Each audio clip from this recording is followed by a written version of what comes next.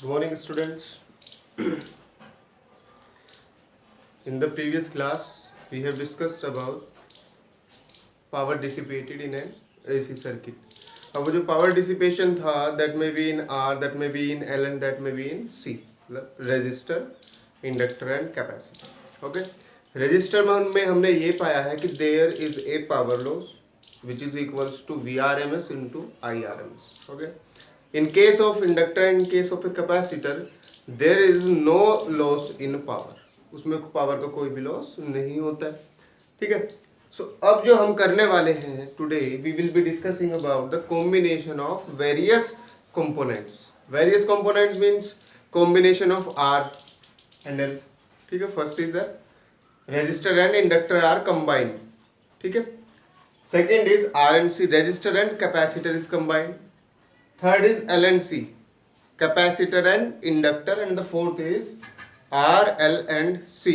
Fourth is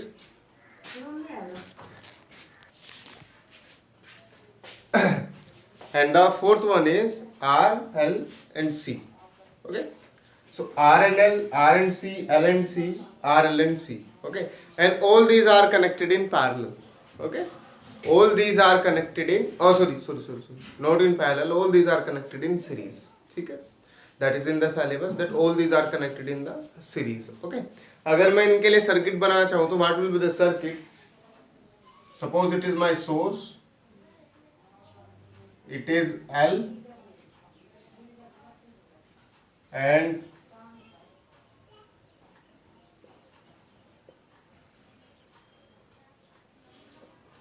R and L. ठीक है. So these are R and L combination. ठीक है. In case R and C, then this may be like this. ठीक है. In case is L and C, so the case will be this. ठीक है. So ये सभी combination आज हमें पढ़ने हैं. First is R and L, second is R and C, third is L and C and fourth is R, L and C. ठीक है. All these are combined in series. All these are combined in series. So क्या हमें पढ़ना है? ठीक है. जब ये कंबाइन होंगे तो सबसे पहले तो हमें देखना है कि करंट क्या आएगा. ओके. करंट जो भी आता है, वोल्टेज क्या आएगी. वोल्टेज देखिए सीरीज में है. क्या है? सीरीज में. तो आई तो सेम होगा. I remain same. तो फर्स्ट थिंग इज कि हमें आज आई नहीं करना है. ठीक है. आई जो भी होगा वो आर एंड एल में भी सेम है, वो आर एंड सी में भी सेम है, वो एल एंड सी में भी सेम है, एंड आर एल एंड सी में भी वो क्या रहने वाला है? वो सेम रहने वाला है. तो आई तो आपका सेम रहने वाला है बेटा. फिर हमें निकालनी है टोटल वोल्टेज. ठीक है. टोटल वोल्टेज हमें निकालनी है. First thing is this. दूसरा हमें टोटल रेजिस्टेंस, इफेक्टिव रेजिस्टेंस जिसे हम बोलते हैं, वो क्या होगा?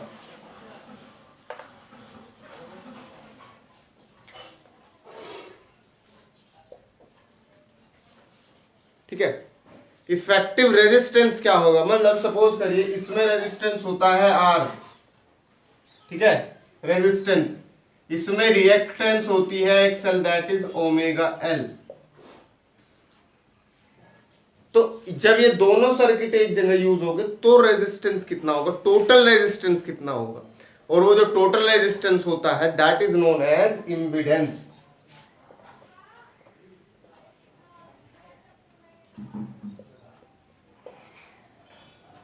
ठीक है. समझ रहे हैं बात? तो इसमें रेजिस्टेंस R है, इसमें रिएक्टेंस, रेजिस्टेंस नहीं बोलते, इसे रिएक्टेंस बोलते हैं. कैसी रिएक्टेंस? Inductive reactance. तो ये जब ये दोनों यूज होंगे तो इफेक्टिव रेजिस्टेंस कितना होगा? So that effective resistance is known as impedance. ठीक है. एंड फिर हमें देखना है phase relationship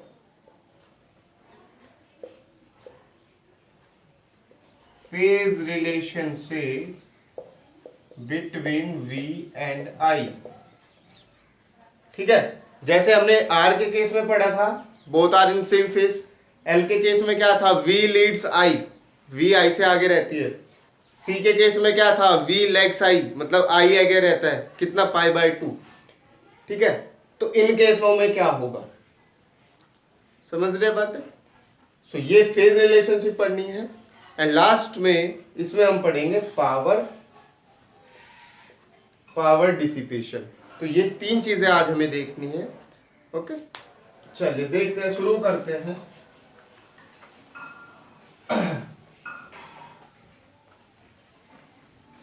And we are going to discuss it with the help of phasor diagram. With the help of phasor diagram. Phasor diagram की help से हम इसे करने वाले हैं। ओके, चलिए आर के लिए फेजर डायग्राम क्या था? आर के लिए फेजर डायग्राम ये था बेटा,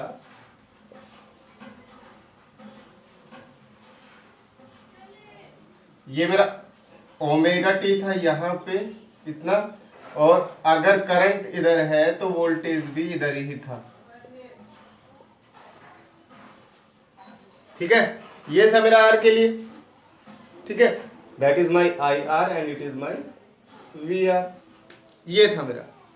ओके, एल के लिए क्या था? एल के लिए क्या था कि अगर करंट यहां पे है, अगर आई एल इधर है, तो इससे पाई बाई 2 आगे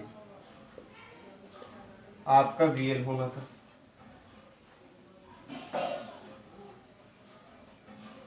ठीक है, ये आपने करा हुआ है। फिर सी के लिए क्या होता है? सी के लिए क्या है कि अगर आई इधर है तो इससे पाई बाई 2 पीछे क्या होना था? वीसी। ये चीजें आपने पढ़ी। करंट इधर है, वोल्टेज भी इधर है आर केस में, करंट इधर है, वोल्टेज इधर है एल के केस में, करंट इधर है, वोल्टेज इधर है सी के केस में। ठीक है, ये चीजें याद रखनी है केवल। ठीक है, और देखिए इससे कितना सिंपली अब आपका होने वाला है। चलिए मैं इस ओमेगा टी को ओमिट कर देता हूं अभी। ओमेगा टी वाला जो फेस है उसे छोड़ देते हैं। उसे छोड़ने से क्या होगा? चीजें सिंपल हो जाएगी। ठीक है, उसे अभी के लिए हम छोड़ देते हैं। तो आर एंड एल का केस लेते हैं। एंड सपोज करिए कि आपका करंट जो है इस तरफ फ्लो हो रहा है, इस डायरेक्शन में फ्लो हो रहा है। ठीक है,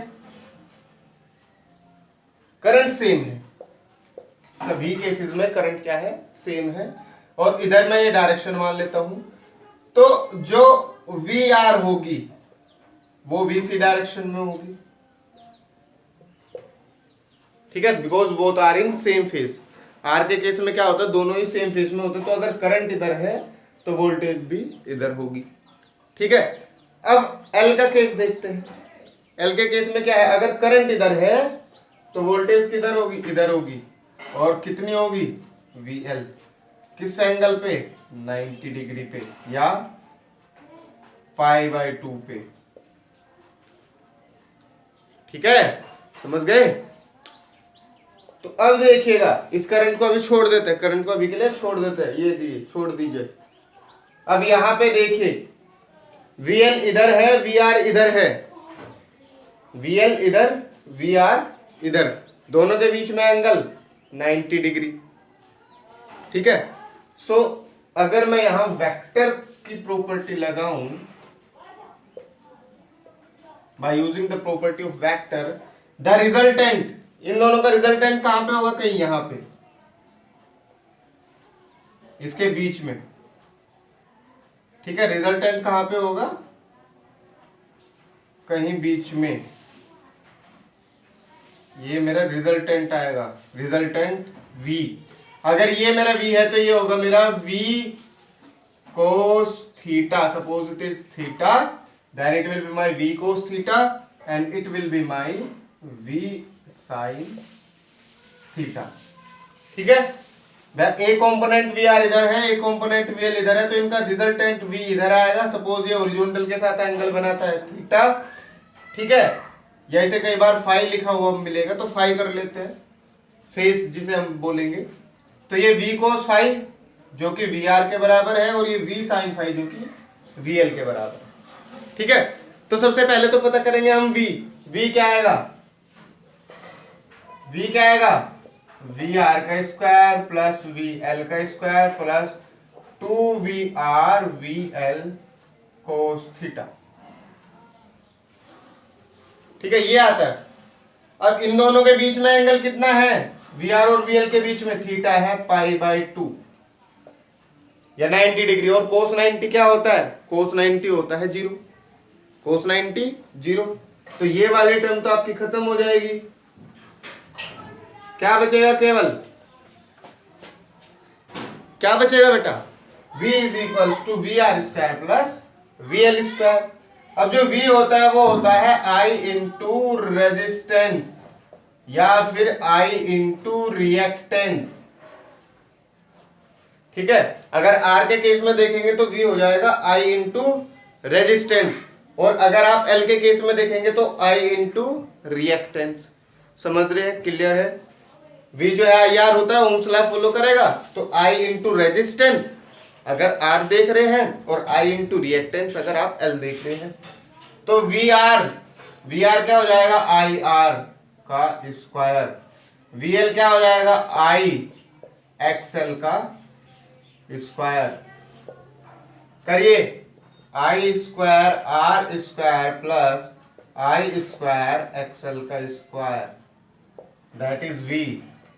I कॉमन है, बाहर आ सकता है, तो I बाहर आ जाएगा, that is R square plus XL square, ये आ जाएगा। अब अगर मैं टोटल वोल्टेज देख रहा हूं पूरे सर्किट की, तो total voltage V is equals to total current I into total reactance या रेजिस्टेंस या इफेक्टिव रेजिस्टेंस, और उसे क्या बोला हमने, इम्पीडेंस। क्या बोला है, I into impedance. Effective resistance को क्या बोलेंगे, impedance. So that is I into Z, V is equals to I Z. तो इसे आप आई जेड लिख दीजिए, that is equals to I R square plus XL का स्क्वायर। तो Z आ जाता है root, Z will be equals to root R square plus XL square. Z will be equals to root R square plus XL square. समझ रहे हैं चीजें क्या हुई है। टोटल वोल्टेज या इफेक्टिव वोल्टेज या रिजल्टेंट वोल्टेज निकाल ली। रिजल्टेंट वोल्टेज क्या होगी, current into resultant resistance, effective resistance. Effective resistance मतलब इम्पीडेंस, मतलब Z। तो V को किसके बराबर रखना है, IZ के बराबर रखना है। पहले V निकाल लेते, क्या होगा, VR square plus VL square plus 2 VR VL cos theta, theta 90 degree. तो ये VR IR का स्क्वायर, VL IXL का स्क्वायर। क्लियर, चलिए, तो Z आ जाएगा, Z मेरा आता है R एंड L के केस में root R square plus XL square. XL की वैल्यू पुट कर सकते हैं पहले से ही, R square plus omega L, क्योंकि XL होता है ओमेगा L। ठीक है, तो Z आ जाता है। अब मुझे निकालना है face between V and I, face between V and I। जैसे अभी तक हम निकालते आए थे कि भैया R में क्या होता है फेस 0 डिग्री, L में π/2। तो अभी भी मुझे फेस निकालना है, किस किस के बीच में, V के बीच में एंड I के बीच में। अब इस सर्किट को खत्म कर दो, यहां पे केवल ध्यान दीजिए, V इधर है, I इधर है, V इधर I इधर। ठीक है, इन दोनों के बीच में फेस क्या है, फाई। दोनों के बीच में फेस क्या है, फाई। तो फाई निकालना है, कहां से निकाल सकते हैं बेटा, देखिए कितना इजीली निकल जाएगा। What is the phase, V sine phi, that is VL। V cos phi, VR, दोनों का कर दीजिए ratio. So tan phi is equals to VL upon VR। VL क्या है, I into XL, VIR, so that is XL upon R, that is tan phi. ठीक है, इसकी value put करी जा सकती है, omega L upon R, that is tan phi. और phi is equals to tan inverse omega L upon R. ठीक है, ओमेगा एल अपॉन आर। समझ गए? चीजें क्लियर हो रही है? ये आपका आ जाएगा, ये मेरा रिजल्टेंट इम्पिडेंस और ये मेरा face, resultant impedance and face.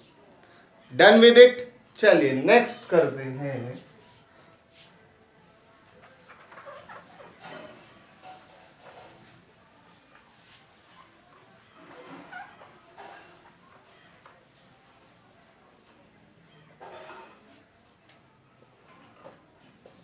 It is done. फिर देखते हैं आर एंड सी। आर और सी के लिए, आर एंड सी के लिए देखिए क्या क्या हो सकता है।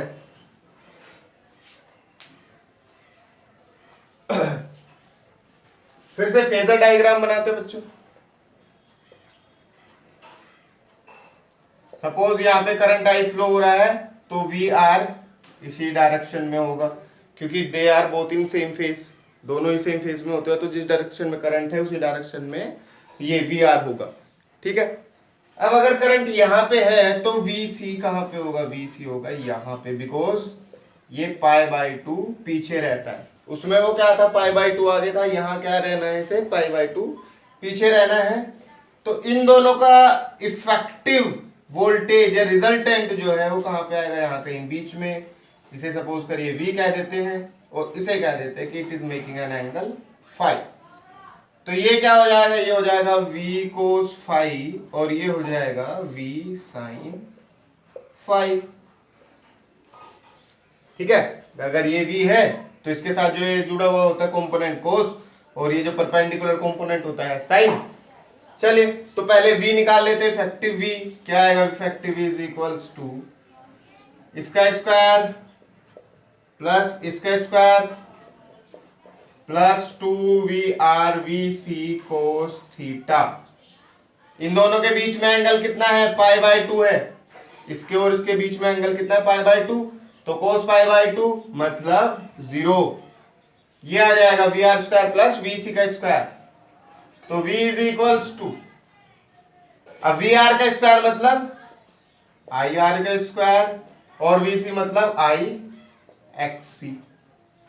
जहां एक्स सी क्या होता है? एक्स सी जो है वो रेजिस्टेंस का काम करता है, किसमें? कैपेसिटर में। ठीक है, और इसे बोलते हैं capacitive reactance, capacitive reactance. Okay, so v is equals to I R square plus I X C का होल स्क्वायर। चलिए तो I square R square plus I square X C का square root that is v। I बाहर आ जाएगा I, तो root R square plus X C का square. अब फिर से v को क्या लिखा जाएगा? Current into effective resistance. Effective resistance मतलब इम्पीडेंस, इम्पीडेंस मतलब z। So v is equals to I Z is equals to I, तो root R square plus X C का स्क्वायर। आई से I cancel, so z will be equals to R square plus X C square. ठीक है, सो दूसरे case में z क्या आ जाएगा? Are square plus X C का होल स्क्वायर। एक्स सी की वैल्यू पुट कर सकते हैं, एक्स सी होता है 1 ओमेगा सी। ठीक है, X C is equals to 1 omega C. ये सबसे पहले दिन क्या है? तो z आ जाएगा। z के बाद मुझे क्या निकालना है? फाई निकालना है। फाई कहां से? देखिए v sine phi is equals to V C.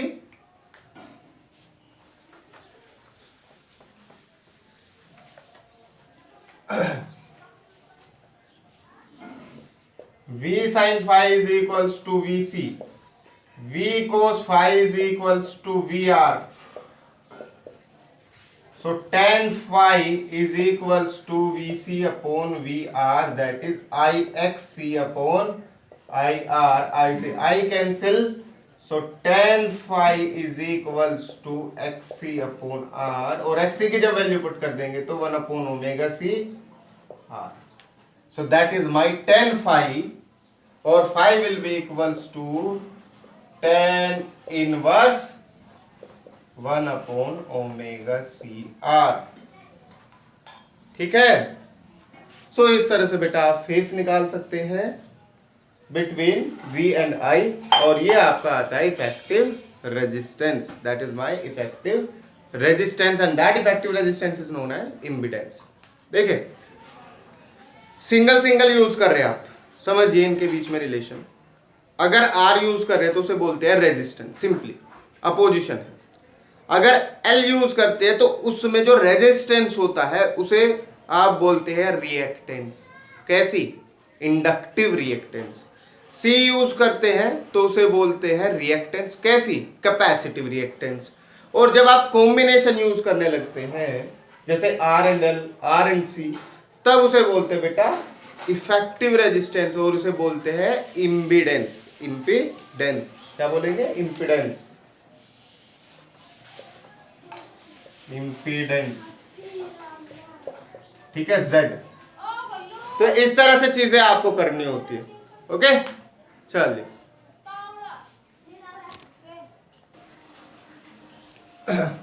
So tan phi आ जाएगा बेटा, phi is equal to tan inverse omega CR। तो दो हो गए हैं R and L and R and C। एक बार जल्दी से थर्ड देख लेते हैं, ठीक है, कल करेंगे R L and C। Third देख लेते हैं L and C।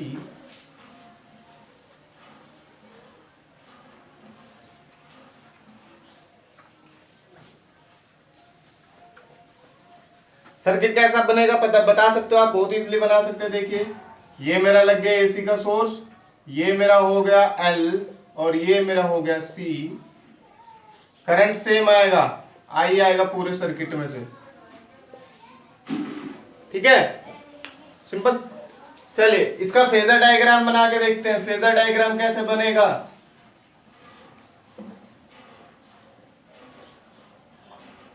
Suppose I current flow हो रहा है इधर, यहां से मैंने I कह दिया है, तो I से π/2 आगे आपका रहता है VL,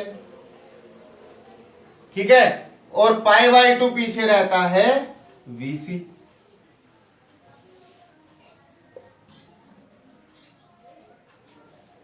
ठीक है, VL और π/2 पीछे रहता है VC, π/2 पीछे रहता है VC। तो इनका रिजल्टेंट क्या होगा? रिजल्टेंट देख लेते हैं। इन दोनों के बीच में angle, what is the angle between VL and VC?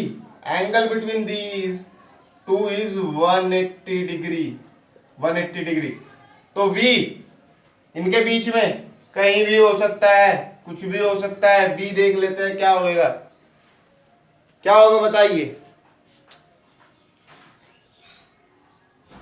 अरे बताइए, देखते हैं, चलिए कहां होगा। V is equals to VL square plus VC square plus 2VL VC, 2VL VC cos 180 degree. So VL का स्क्वायर प्लस VC का square plus 2VL VC cos 180 मतलब -1, ठीक है, -1 यहां आ जाएगा। सो दैट इज 2VL VC, मतलब VL माइनस VC का whole square, या फिर और VC माइनस VL का होल स्क्वायर। डिपेंड करता है कौन सा बड़ा है, ठीक है, डिपेंड करता है कौन सा बड़ा है। अगर VL बड़ा है तो रिजल्टेंट आएगा ये, ठीक है, रिजल्टेंट आएगा ये। और किस डायरेक्शन में आएगा? इस डायरेक्शन में, ठीक है भाई। ये इधर ज्यादा है, इधर कम है, तो रिजल्टेंट आएगा इधर, ठीक है। और इन केस क्या है, ये ज्यादा है, ये कम है, तो ये इधर आएगा रेजिस्टेंस, है ना। ओ सॉरी, रिजल्टेंट जो है वो इधर आएगा। ओके, रिजल्टेंट इधर आएगा। तो डिपेंड करता है कौन सा वोल्टेज आपका बड़ा है, ठीक है, डिपेंड करता है कि कौन सा वोल्टेज आपका बड़ा है।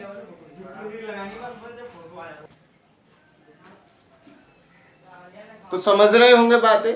V क्या होगा? रिजल्टेंट जो वोल्टेज होगी वो या तो VL माइनस VC होगी, देखिए इसका स्क्वायर बाहर निकाल लेते तो VL माइनस VC होगी, या फिर VC माइनस VL होगी। डिपेंड करता है कि कौन सी वोल्टेज ज्यादा है, समझ। अगर ये वाली ज्यादा है तो ये रिजल्टेंट इधर आएगा, अगर ये वाली ज्यादा है तो रिजल्टेंट इधर आएगा।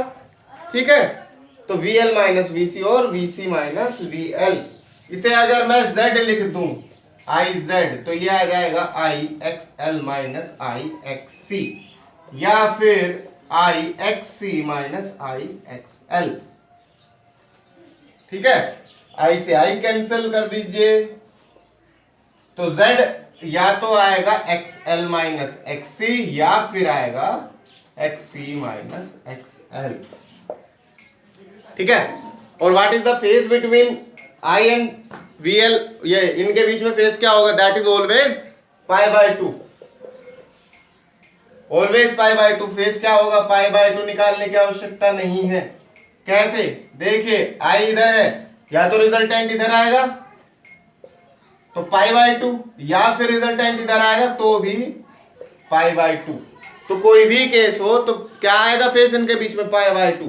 उन दोनों के बीच में हम निकाल चुके हैं पहले ही, Z आ चुका है, या तो होगा XL माइनस XC अगर VL बड़ा है, या फिर होगा XC माइनस XL अगर VC बड़ा है।